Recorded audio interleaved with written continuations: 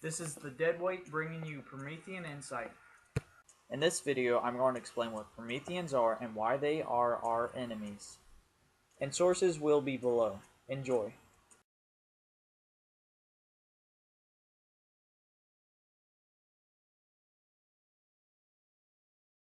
The Prometheans' leader is called the Didact. In the Halo Anniversary's 8th and 11th terminal, Guilty Sparks mentions the Didact. And clear the stage for the rest of the librarian's plan. I sometimes wonder whether the Didact could have succeeded at a much smaller cost. I knew the folly of opposing him personally, and his brilliance was unsurpassed. Except, perhaps by her own. Once the Didact is mentioned, Guilty Sparks only refers to him as he.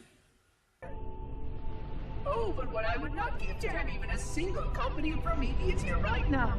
Oh, they would most certainly restore order with their trademark lethality. Although, that would mean he would have to be here too. And without the librarian around to temper his rage, well, these reclaimers might almost prefer the Flood.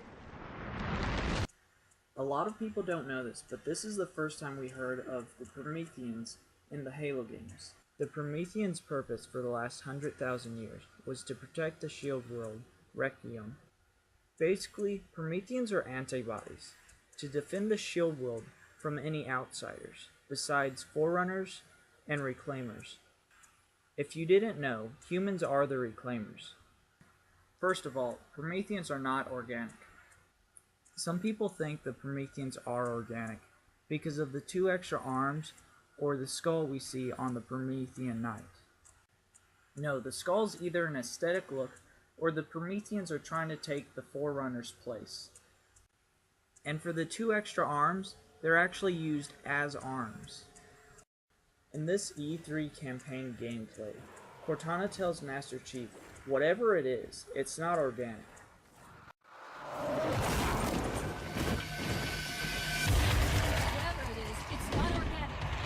Kiki Wolfkill, the executive producer of 343, had this to say. We didn't want the Prometheans to look like robots, because they're not robots. So what are Prometheans? They're not organic, and they're not robots. Well, Prometheans are AIs. AI means artificial intelligence, a self-thinking computer. Although AIs are very useful, they do have one serious problem. AIs can go rogue. An AI's mind works by branching off from the previous information. These series of pictures slowly show how an AI becomes more and more complex until it becomes rogue. For an AI's entire life, it just learns. It learns new ideas, possibilities, problems, and etc. And it keeps on expanding on new information. And expanding, until the information becomes contradicting. This is the start of an AI becoming rogue. An AI becomes fully rogue when it starts repressing ideas and possibilities it could choose from.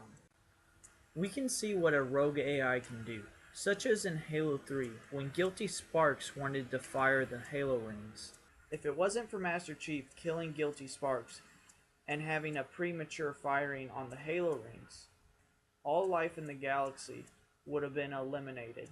Sadly, Guilty Sparks was almost successful in destroying the one reason he and everything else was created for. The point I'm trying to get at is that Guilty Sparks had pre-programming information that told him to keep life safe, more importantly, Reclaimers, to protect the installations, if the Flood got out, destroy the Flood. Now, because Guilty Sparks was rogue, he ignored everything else except to protect the installations. Color plays a big role in Halo, from what team someone's on to what weapons being used. And for AIs, if they're rogue or not. A normal AI will illuminate a blue light, where a rogue AI will illuminate a red light. Just because an AI is rogue doesn't mean it will always illuminate red. An AI will only illuminate red if and only if it is confronted with a conflicting idea. For example, the entire time we knew Guilty Sparks, he always illuminated blue, except in Halo 3. Right after he shot Sergeant Johnson, he illuminated red. Why? Because there was a conflicting idea between harming a reclaimer and protecting an installation. In Halo 4, the Prometheans aren't the only AIs going rogue. Cortana's also going rogue. In this trailer, Cortana's yelling and then flashes red.